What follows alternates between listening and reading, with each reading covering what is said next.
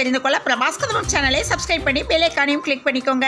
கோயம்பேடு பேருந்து நிலைய இடத்தில் பசுமை பூங்கா ஒன்றை அரசு அமைக்க வேண்டும் என்று பாமக தலைவர் அன்புமணி ராமதாஸ் வலியுறுத்தியுள்ளார். அமைச்சர் செந்தில் பாலாஜியின் ஜாமீன் மனுவை சென்னை மாவட்ட முதன்மை அமர்வு நீதிமன்றம் 3வது முறையாக தள்ளுபடி செய்தது. சென்னையில் நண்பரிடம் ரூபாய் 3 கோடி மோசடியில் ஈடுபட்டவர் கைது செய்யப்பட்டார். அனைத்து அரசு மருத்துவமனைகளிலும் தேவையான அடிப்படை உபகரணங்கள் இருப்பதை உறுதி செய்ய வேண்டும் என டிடிவி தினகரன் தெரிவித்துள்ளார். டோக்கன் பெறாதோருக்கும் பொங்கல் பரிசு தொகுப்பு வழங்கும் பணி தொடங்கப்பட்டுள்ளது. தமிழக அரசு சார்பில் பெரியார், அம்பேத்கர் விருதுகள் அறிவிக்கப்பட்டுள்ளன.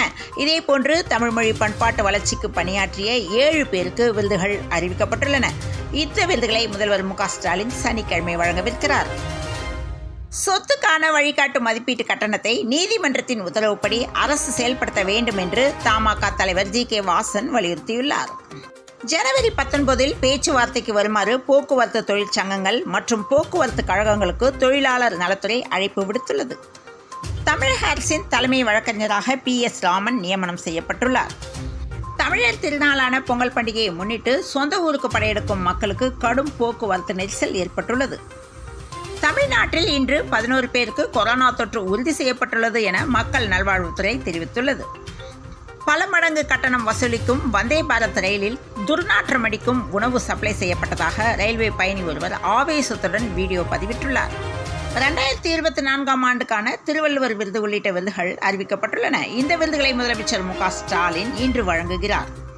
தூத்துக்குடியில் ஆகம விதிகளை மீறி கருவறைக்குள் சென்றது உள்ளிட்ட புகாரில் சிக்கிய தூத்துக்குடி பத்ரகாளியம்மன் கோவில் அறங்காவலர் குழு தலைவர் திமுகவை சேர்ந்த செல்வம் மாரியப்பனை பதவி நீக்கம் செய்து அறநிலையத்துறை இணை ஆணையர் அன்புமணி உத்தரவு பிறப்பித்துள்ளார்.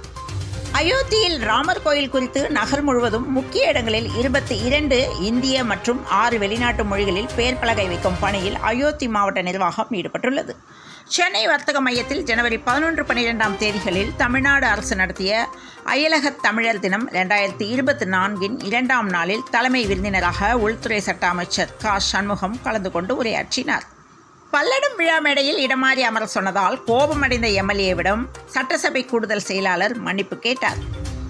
2024ஆம் ஆண்டுக்கான திருவள்ளுவர் விருது பாலமுருகனடிமை சுவாமிக்கு அறிவித்துள்ளனர்.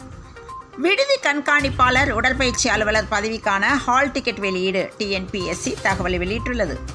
விடுதி கண்காணிப்பாளர் உடற்பயிற்சி அலுவலர் பதவிக்கான ஹால் டிக்கெட் வெளியீடு என TNPSC தகவல் வெளியிட்டுள்ளது.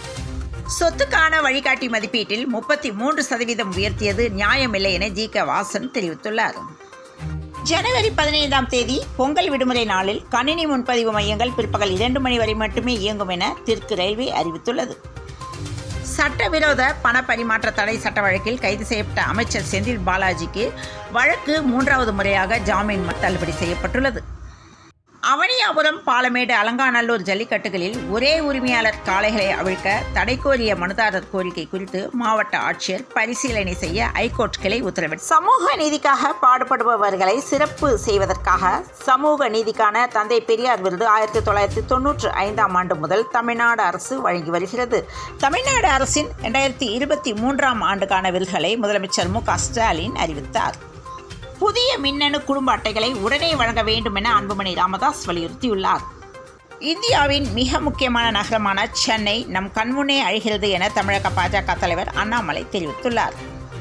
6வது கேலோ இந்தியா இளைஞர் விளையாட்டுப் போட்டிகளை தமிழ்நாடு நடத்துகிறது.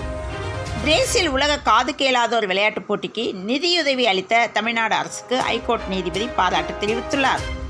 சர்வதேச T20 போட்டிகளில் 150 விக்கெட்டுகள் வீழ்த்திய முதல் வீரர் என்ற பெருமையை நியூசிலாந்து அணியின் வேகப்பந்து வீச்சாளர் டிம் சவுதி பெற்றுள்ளார். தமிழகத்தில் வரும் 18ஆம் தேதி வரை வடவானிலை நிலவும், அதே சமயம் அதிகாலை வேளையில் பனிமூட்டம் காணப்படும் என சென்னை வானிலை ஆய்வு மையம் தகவல் தெரிவித்துள்ளது. தொடர்ந்து இணைந்திருங்கள் பிரபாஸ் கதம்பம் செய்திகளுடன். மீண்டும் மற்றொரு செய்தியில் சந்திப்போம். வணக்கம்.